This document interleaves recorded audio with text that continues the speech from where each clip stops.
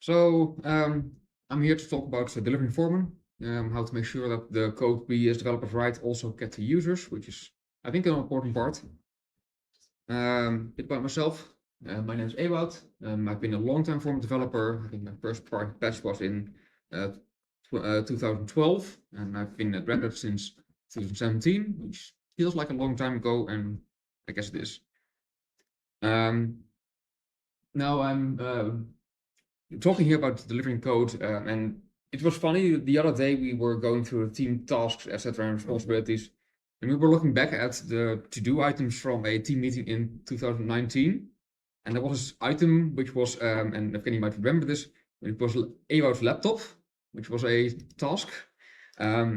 And you refer to, we had this bunch of scripts on my laptop which just did release work, and the goal was sort of to standardize it. I completely forgot about that, but when I saw it, okay, where are we today? So that's what I'm going to talk about. I think we're in a much better place, and I hope by the end you agree. Otherwise, I'll love to hear your opinions. So I'm going to quickly talk about development flow, how we actually write the code that we ship. It's not main focus, but it must happen, otherwise we have nothing to ship. Then I'm going to talk about the release team, what sort of the responsibilities are and how we manage it, how we organize it, branching, releasing, that kind of thing. And yeah, so what's Foreman? I'm joking. I'm assuming everyone here knows it, so I'll just skip that one. I think the part you need to know is release candidate and general availability. Those are some attributes, acronyms you see a lot. You need to know those, and they're pretty self-explanatory once you know them. Release candidate is just, it's going to be the next version, it's just not ready yet. General availability, it is ready, you should use it. And why does it not render? That's not like technology. Yes, it worked before. I can confirm. No, and some Possibly not. yeah.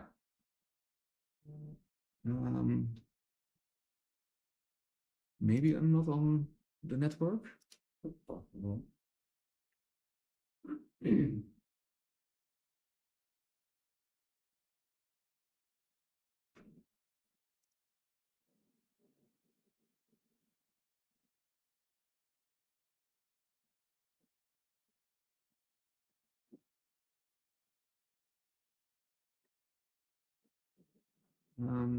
Anyone remember the conference Wi-Fi password?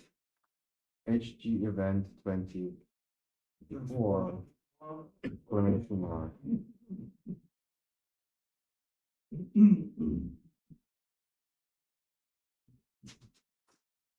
All lowercase? HT. Yeah, all over there.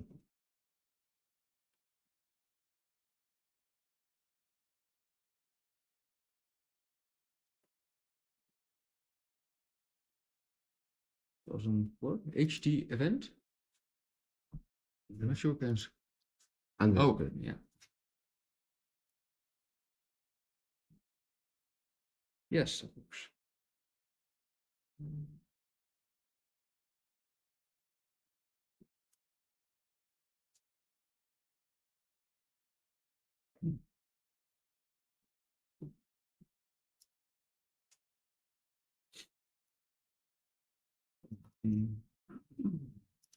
I might know.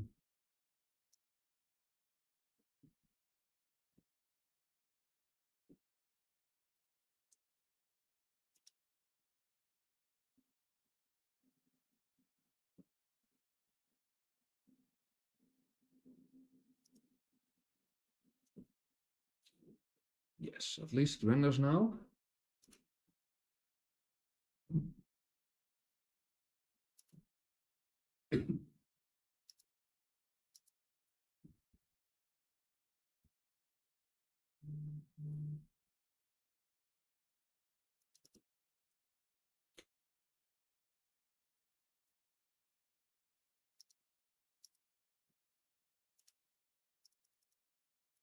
Yes, that's what I wanted. Right, technology is always amazing. So this is the sort of timeline of Foreman in 2024. It might not be that easy, but to see, and I'm sorry for that, but and that's where the resolution really doesn't work well. So let's zoom in on a Foreman release, and for Foreman 3.14 or Foreman Pi, we have a development cycle. It's a bit longer than that, but basically it's all the work that's about 3 months. We release every 3 months.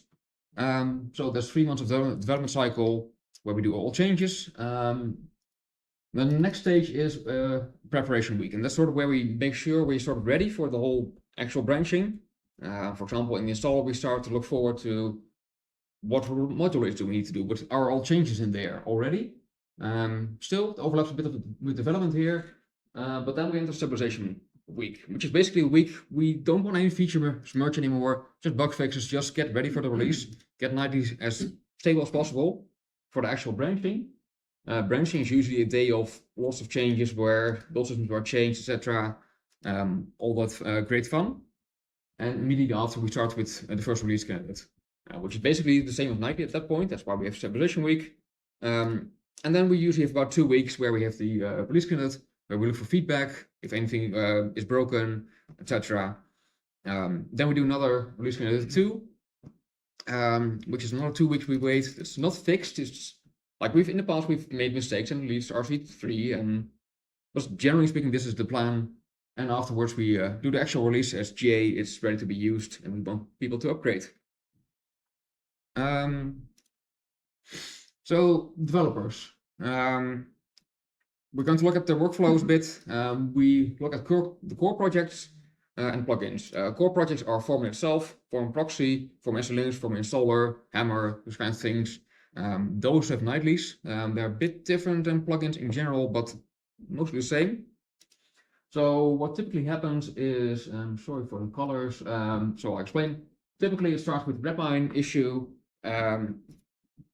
where we refer to it. We use Redmine mostly because it also helps us with release work. We create release notes from it. We can see if an issue is still open and blocking the release. That's still based on Redmine. Thank you. We could replace it with something else. We just never had the time to actually do the whole migration, because as you can imagine, Foreman's been around since 2009. It's a lot of data. Migrating it is a huge project, so that's why we still use Redmine. It's not great, but what we have. So once you have that, typically you do development. You do a lot of things in GitHub, keep patching, iterating, and working towards a solution. We recently also added a packet to it, which gives you RPMs of a patched version, so we can actually try it out already. The CI, all the great things. But at some point it's merged, and from there we trigger a source build. Source build basically creates the release artifact, which is generally a tarball, could be a gem, but that kicks off packaging for nightlies. So we have Debian packages, we have RPM packages, and they're built. I won't go into too much detail. I did a talk on CentOS Connect on Friday where I talked more about that. I think it was recorded, so that should be available as well if you want to know more about that. But if you have the packages, we end up having a release pipeline. We have both one for Debian, one for RPM. They typically run every night. We can also trigger them by hand if we need to, but they gather all the different nightly builds and sort of present it to the users so you can install it. There's no direct trigger from the release to the pipelines. It's just time-based. Every night they run on the clock. And this is also the easy path. Like if you change dependencies, usually it's a bit more involved and a bit harder, but this is the happy path.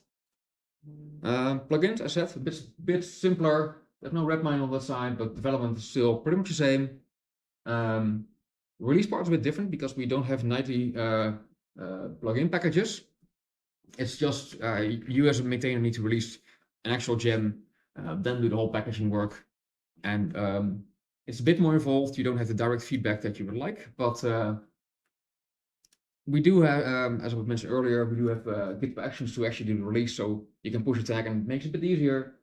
We also have an automation bot nowadays that looks at the latest release gems and actually creates PRs for you automatically if there's a version out there. I would like to tie them up as well. Once you do a gem release, it automatically triggers a packaging update, but we're not there yet. And we have the same pipelines for night release that just gather whenever an update is there, it's actually released to you. Again, this is also a simple path where there's no dependency updates, etc. Those are always a bit more complex. But that's generally speaking the development workflow. We assume that's sort of all going and great. So we have the release team. This is a team you might have seen some communication about it. It's a sort of a smaller group of people who take an interest. We're sort of open, but to anyone who wants to join. It just happened to be a lot of Red Hat employees taking care of it now. But we try to communicate openly and transparently. We have a bunch of procedures and schedules, which is always the fun stuff that we love to do. But it is sort of what's needed. The people who actually are on the team, there's some changes going on. We have some rotations within Red Hat as well. Some people are a bit more fixed. So, but we communicate on Discord. We have meetings. We have usually every week, around releases twice a week, because it's a bit easier. We don't record them. I'm generally not a fan of recorded meetings, but I do like the transparency. So very often you might see me post notes about what we discussed, sort of the conclusions, and that's what I prefer. Because I think it's very, very important to be transparent to the community and sort of, but also just for yourself. You quite easily forget what was said, etc. I think it's very, very useful.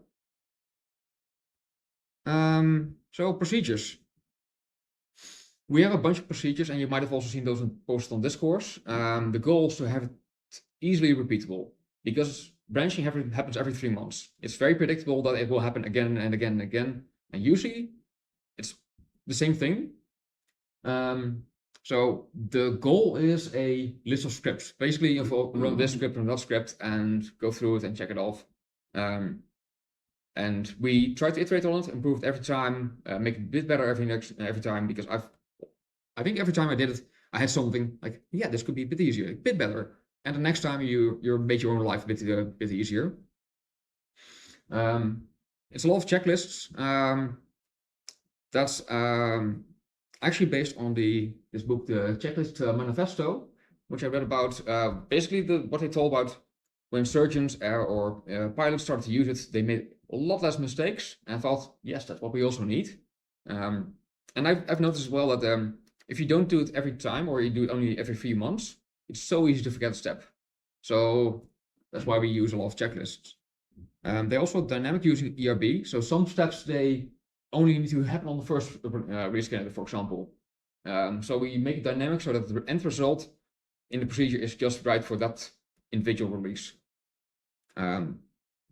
That's I like it a lot, because you don't want to read through a procedure and say, if this is the case, do that.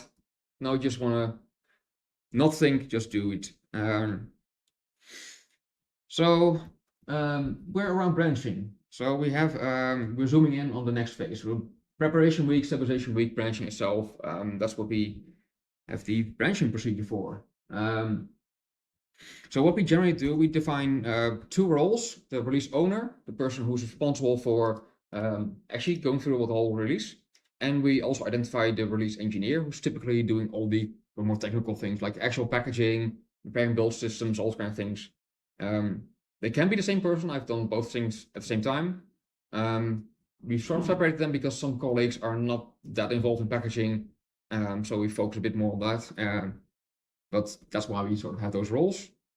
Yeah, and we go through the different stages. So preparation week, stabilization week, and branching, as I said before. There's a step to prepare build systems. And other systems are things like go through documentation or something in there.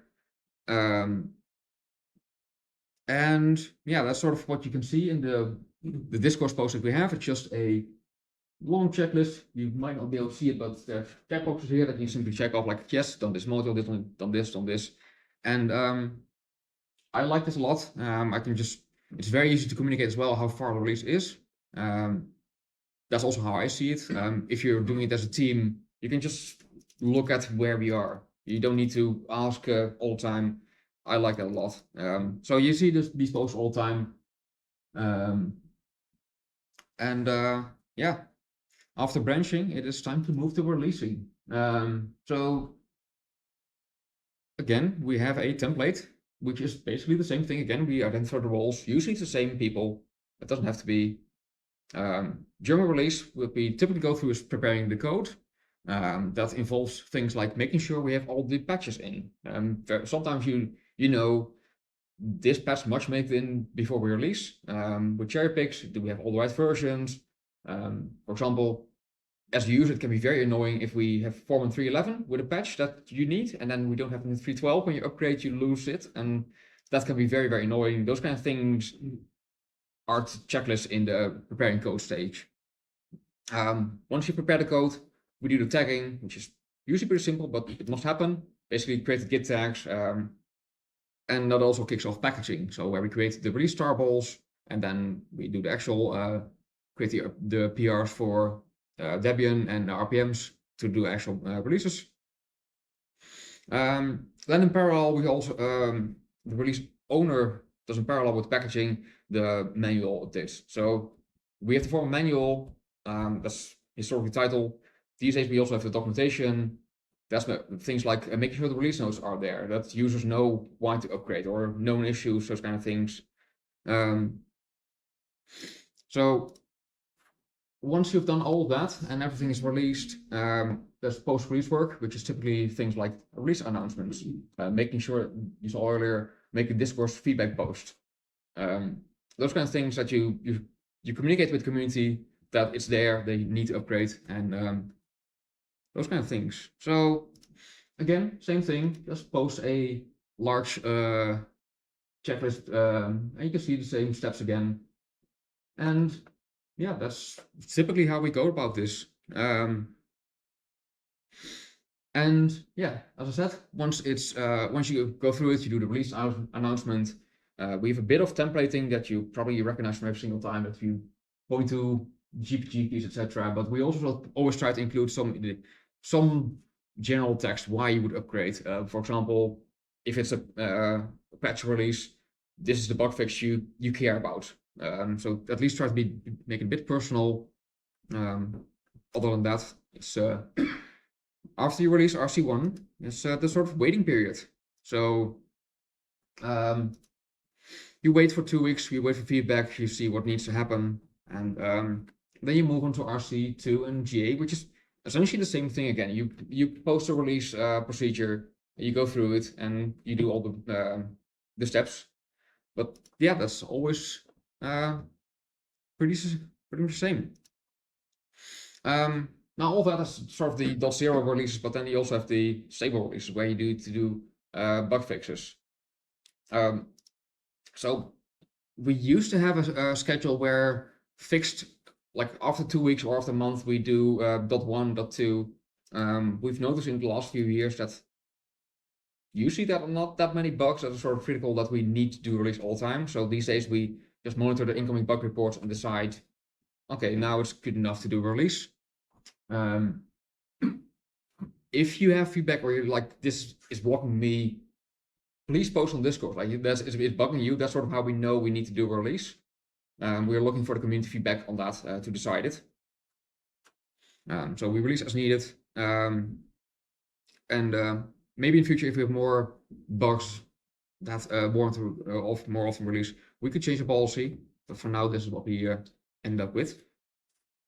So checklists are nice. Like I like them a lot, but are they enough? We actually have a board as well with the various releases with all the Git PRs. Because what I noticed is a checklist is nice, but very often it's submit a PR, and then you can't really see where the PR is. And this is what we ended up doing. We have I collapsed a few, but just expanded the last one. Basically, all the PRs we have open, we add them to the board so we can go over them as well. I've really started to appreciate the GitHub boards for those kind of things. So yes, we have both Discord and these release boards. So yeah, that's pretty much it. So we have a nice release and we're all happy. So in conclusion, we have maybe I skipped over it, but I said we have a time-based release schedule. Every 3 months we do it. That's what we've done since 2015, so a long time. And I still like it a lot. And yeah, I think we'll keep doing it for a long time. As I said, checklist, great. Not perfect, but certainly great. And I'm very happy to communicate very transparently using Discourse and be open to the community. So that's mostly my talk. I've gone through it quite quickly, but maybe other questions?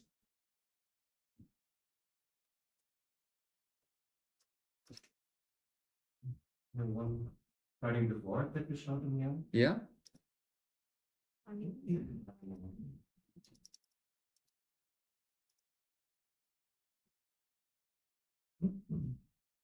Yeah, I just wanted to ask regarding the board, what the actual, so when is this actually you also just at the end of the release or? do you use So the one during the release cycle. As I said, we have these procedures where okay, maybe these aren't the great examples, but very often there's a step to create the release notes. Usually we submit a PR for that and we want someone to review it. But it's very easy to lose track of all the open PRs, especially around packaging. And it's very nice to have this board with just, for example, you can see here PR for adding the 3.11.2 release notes. There's one for the actual cherry picks of the code, like I mentioned, the preparing code step. There's also the release notes for with both the form documentation and the website. So this is sort of to keep track of all of those and not lose them. In the past, I've also I've experimented with editing the Discourse post itself to add URLs to it, but that ended up being very, very tedious. These boards, I feel like they're a bit easier, and GitHub makes this quite easy. You can simply add PRs to the board, and it will once they're merged, it automatically moves to done. So there's very little effort. But it's just to keep track of things and not lose it. Well, yeah, thanks for the insight. Yeah. Any other questions?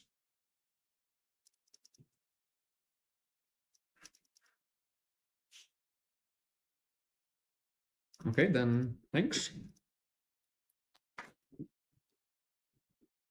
Now I know I always go through quickly, so maybe a bit more.